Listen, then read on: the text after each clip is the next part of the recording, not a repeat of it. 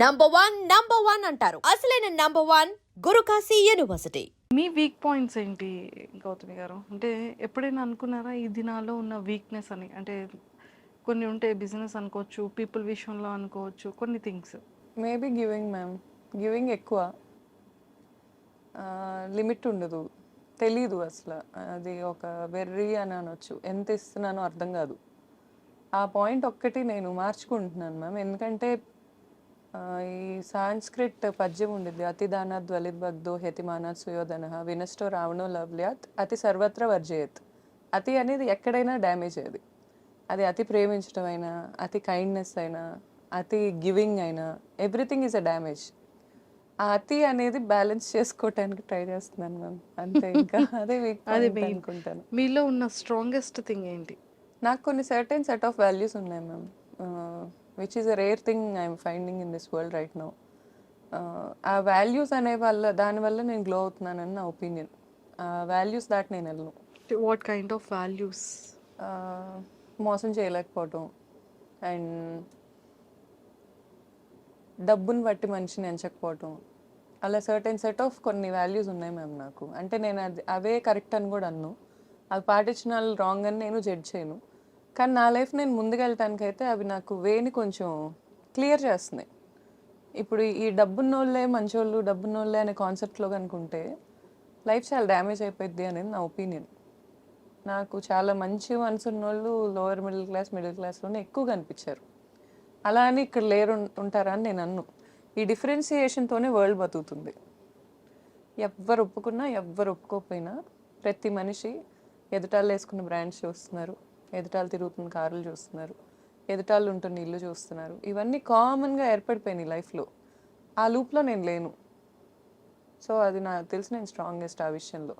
And నా లూప్లో ఎవరు పడేలేరు is what I feel ma'am. నేను ఈ క్షణం నన్ను గుడ్స్లోకి తీసుకెళ్ళి పెట్టినా I will be the most happiest person. మీరు నన్ను చూస్తే నా చుట్టూ నేను హ్యాపీనెస్ క్రియేట్ చేసుకోగలను. ఫ్రమ్ స్క్రాచ్ నేను మళ్ళీ స్టార్ట్ అవ్వగలను, హ్యాపీగా బతకగలను. సూపర్. Thank you ma'am. అలా ఉంటే ఇంకా ప్రతి ఒక్కరు హ్యాపీగా ఉంటారు life. Nothing to lose ma'am. అంతే. See, I believe my parents, my kid, my people. అంతవరకు I will expect from the world. వాళ్ళ హెల్త్ బాగుండాలని, వాళ్ళు కూడా నాతో జోక్లేసి నవ్వాలని. I'm very happy soul ma'am, very happy soul. ఇండివిజువల్గానే హ్యాపీనెస్ ఎత్తుక్కుంటాను నేను. బేబీ బాయ్ నేమ్ ఏం చెప్పారు? జగద్వజ. జగద్వజ. సో నేమ్ని జగద్వజ అంటే కంప్లీట్గా ఈ జగాన్ని విక్టరీ తెచ్చేవాడు, సక్సెస్ తెచ్చేవాడని. నాకు కూడా మీనింగ్ తెలిసిపోతుంది. మీకేంటి మ్యామ్ అసలు? సో ఆ నేమ్ పెట్టడానికి రీజన్ ఏంటి? సో బేబీ బాయ్ ఎలా ఉన్నాడు? 1.5 year కదా? అవును మ్యామ్. 1.5 years చూసారా baby bye.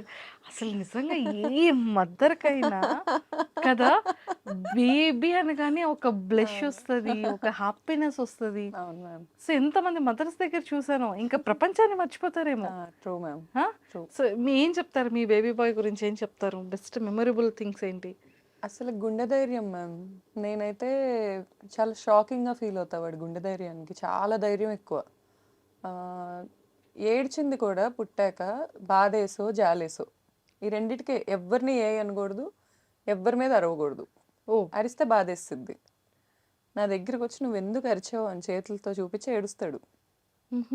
Extremely kind hearted and చాలా గుండె ధైర్యం. ఇంజెక్షన్ చేస్తున్నా పెద్ద ఏడుపు రాదు. నొప్పి తింటే లెక్క ఉండదు ఎక్కువ. అది నాకు కూడా ఉండుద్ది కొంచెం, ఆ లెక్కలేని తనకు కూడా చాలా ఎక్కువ అది. అండ్ మేమిద్దరం చూడటానికి ఒకేలా ఉంటాం. చిన్నప్పుడు నా ఫోటో తన ఫోటో పక్క పక్కన పెట్టి ఇప్పటికీ మా పేరెంట్స్ కానీ వాళ్ళందరూ సేమ్ చిన్నప్పుడు నేను చూసినట్టే ఉందంటారు. నేను లిటరలీ మ్యామ్ మా తమ్ముడే తనలా పుట్టాడని అనుకుంటాను. మా తమ్ముడు నా 11 years బ్యాక్ చనిపోయాడు. 2014లో చనిపోయాడు జనవరిలో. సో 10 years తర్వాత నేను ఈ 10 years ఏ రోజు అంత హ్యాపీగా లేను. నా కొడుకు పుట్టాక నేను ఎంత హ్యాపీగా ఉన్నానో సేమ్ అదే ఆరా. అంటే నాకు ఒక మనిషి ఉన్నారు అనే ఫీలింగ్ ఉంటుంది కదా. అండ్ నేను స్ట్రాంగ్గా ఏం బిలీవ్ చేస్తానంటే ma'am, mom love is great, I agree. నేను అది మామ్ అయ్యాకే తెలుసుకున్నాను. ఇంత త్యాగాలు చేయాల్సి వస్తుందా, ఇన్ని ఉంటుందా అనేది క్లూలెస్. అసలు ఇంత వే ఉంటుందా మామ్కి అనేది. మా మమ్మీ మీద నాకు రెస్పెక్ట్ 1000 times పెరిగింది ఆ టైంలో. అమ్మో ఇంత చేసిందా మా అమ్మ అని. బట్ పిల్లల్లో కూడా అంతే మ్యామ్.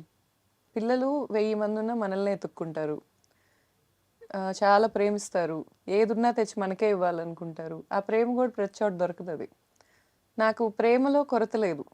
నా బిడ్డ ఇచ్చేస్తాడు నాకు ఆ ప్రేమ. ఆ క్లారిటీ ఉంది. సో, ఆ ఒక్క పాయింట్‌లో నేను ఇంకేం వెతుక్కునే ఇది లేదు మ్యామ్. నాకు లైఫ్‌లో కావాల్సిన రిసోర్సెస్ అన్నీ ఉన్నాయి. ప్రేముంది, సెల్ఫ్ వర్త్ ఉంది, స్కిల్ ఉంది, కష్టపడే తత్వం ఉంది. సో, ఇంకేమి వెతుక్కో అవసరంలా వెళ్ళిపోవటమే ఇంకా. అంతే. అంతే మ్యామ్. సో, మనం ట్రావెల్ చేసే టైంలో మ్యామ్. మన లైఫ్ జర్నీలో అతి పెద్ద టాస్క్ ఏంటి అంటే పీపుల్. హ్మ్. గుడ్ వే చూస్తాం, బ్యాడ్ వే చూస్తాం. హ్మ్. వెన్నుపోటు పొడిచే వాళ్ళని చూస్తాం. హ్మ్. తర్వాత